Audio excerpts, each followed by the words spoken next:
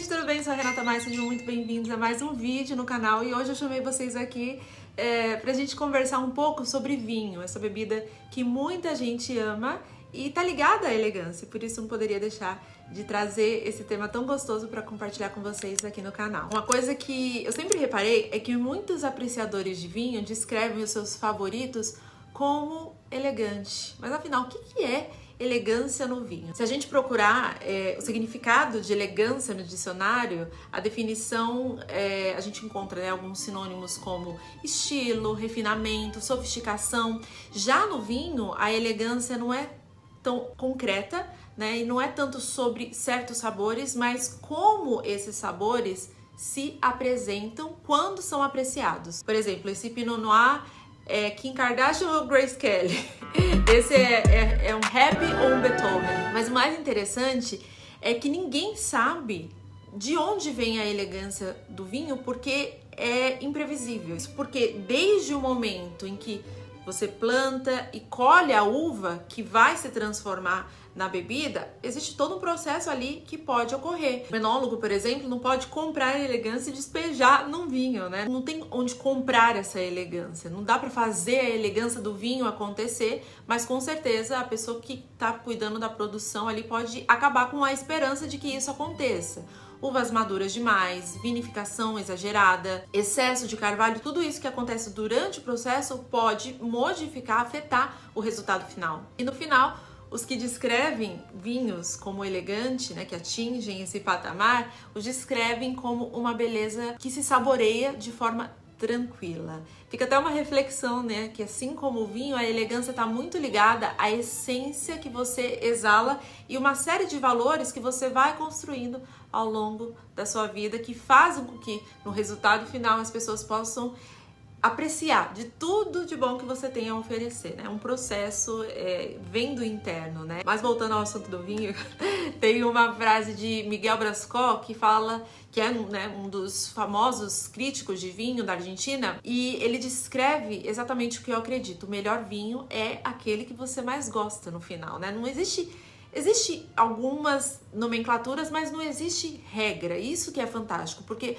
o seu paladar, que é individual, é ele que vai determinar qual é o seu vinho preferido, não o que um crítico está falando. Não tem a ver com o valor da garrafa ou com o gosto alheio. Tem a ver com o que você gosta. Eu brinco com as minhas amigas, né, que tem algumas que amam moscato, que é aquele vinho doce, eu até me arrepio, porque eu não suporto, e é exatamente isso, cada um tem os seus gostos, e é isso que importa. É claro que se você é apreciadora da bebida, saber algumas informações técnicas vai deixar essa experiência muito mais prazerosa, né, como entender do aroma, da complexidade do sabor, do teor alcoólico, da acidez, mas isso também muitas vezes pode mudar dependendo do ambiente, né? Da comida, do lugar, da conversa, do estado de espírito, tudo convergindo para que o vinho fique perfeito dependendo da ocasião. Então esse vídeo é para conversar um pouquinho com vocês sobre a arte de apreciar um vinho de forma elegante, independente de você ser ou não uma apreciadora, como eu falo, sempre existe espaço na nossa mente para conhecimento, então é sim importante conhecer a etiqueta que envolve essa bebida, que é muito importante, né, para diversos países, é importante para várias culturas, mesmo porque mesmo que você não beba, você ganha expertise de como ser uma boa anfitriã, saber como receber os seus convidados da melhor forma, através dessas informações. Então vamos lá, gente. A taça mais arredondada da mesa sempre vai ser a taça do vinho tinto. Logo após, a gente tem a de vinho branco ou rosé, que é menos arredondada, né, com uma borda levemente mais fina. E geralmente as mesmas taças para o vinho branco são usadas também para o rosé, tá? Mas podem ser diferentes também dependendo do restaurante, da formalidade. E logo após, na sequência, a gente tem a de espumante, que é sempre mais fina e mais alongada. Mas Renata, pra que tanta taça, né? Pra que tanto copo? Não é a mesma coisa servir tudo no mesmo copo? Não. Como cada vinho tem suas características únicas, isso vai depender de diversos fatores, como a origem da uva, como foi produzida, a temperatura em que é servido, tudo isso se faz necessário ter uma taça para cada tipo de bebida, tá? E isso influencia no sabor, sim. As taças Bordeaux, elas foram feitas para abrigar vinhos mais encorpados, mais ricos, né? Então, ricos no sabor, tá?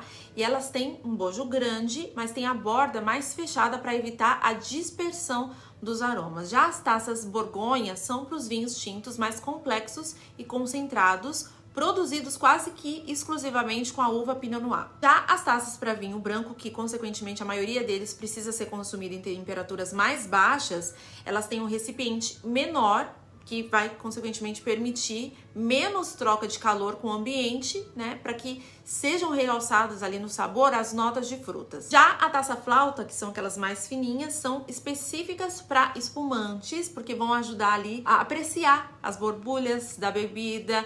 O formato dela também direciona a efervescência quando você está bebendo diretamente. Essa não é a flauta, tá? Mas ela vai diretamente pro nariz enquanto controla o fluxo da bebida quando toca a boca. Já para os vinhos doces, né, no final da noite, que acompanham sobremesas, geralmente a tacinha é menor, já que eles são consumidos em pequenas doses. Então é interessante saber isso, porque de fato o design de cada taça, ele leva em consideração todas as características da bebida e a forma como ela vai se revelar em forma de aroma e sabor no seu paladar, né? Então é importante que cada bebida tenha a sua taça por conta disso. Além disso, cada vinho tem a sua temperatura também sugerida para ser servida. E isso normalmente vem indicando no rótulo da garrafa, tá? É claro que existem preferências pessoais, né?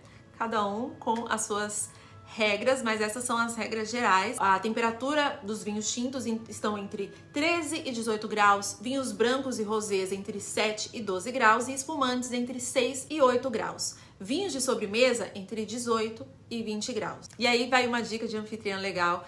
Se você estiver dando uma festa na sua casa, um jantar, ao servir o vinho, sempre sirva primeiro os seus convidados. E é interessante sempre segurar a garrafa pela base, tá? No final dela. É interessante que quando você esteja servindo o vinho, sirva lentamente, sem tocar a garrafa na taça. E como servir? A quantidade, no caso, né? Sirva tudo, sirva até o topo, sirva um pouquinho. Para os vinhos tintos, a regra é 1/3 de altura. Terminou? Sirva mais. Para os brancos e rosés, até metade da taça. E para os espumantes, o ideal é que a taça seja preenchida até 3/4. E como segurar as taças? Tudo na etiqueta, ela tem um porquê. Então, não é indicado você segurar nunca a taça pelo bojo, dessa forma aqui, porque a sua mão em contato com essa parte da taça vai permitir a troca de calor, o que vai fazer com que a sua bebida esquente muito mais rápido, além de deixar a taça também cheia de dedos. Então o ideal é segurar na haste. Eu acho que fica muito mais elegante. Tem gente que segura na parte de baixo. Vamos supor que você tá com batom vermelho, né? Não saiu para beijar. Ao consumir o vinho, o ideal é não marcar toda a taça. Se você não quer tirar o seu batom, não precisa tirar, mas tente sempre beber no mesmo ponto, para sujar só uma parte da taça. Eu sei que para algumas pessoas pode até parecer detalhes bobos, irrelevantes, principalmente para quem não é apreciador da bebida, não está sempre em contato, mas o fato é que a elegância ela mora nos detalhes, nos pequenos detalhes, e por isso eu quis trazer esse vídeo aqui para vocês.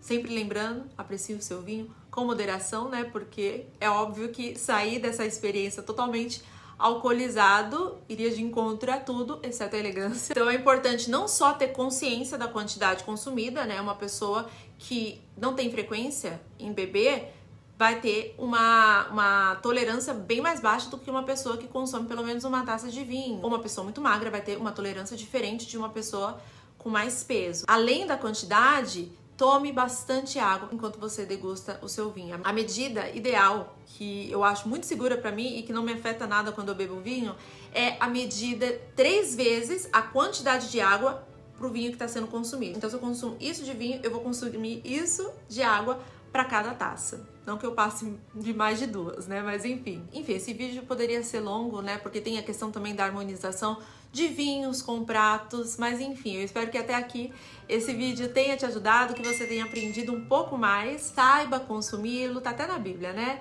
Beba o seu vinho, se alegre, curta a sua vida com temor a Deus e muita consciência. Clica no gostei se você gostou desse vídeo, se inscreve no canal e a gente se vê no próximo. Um beijo Tchau!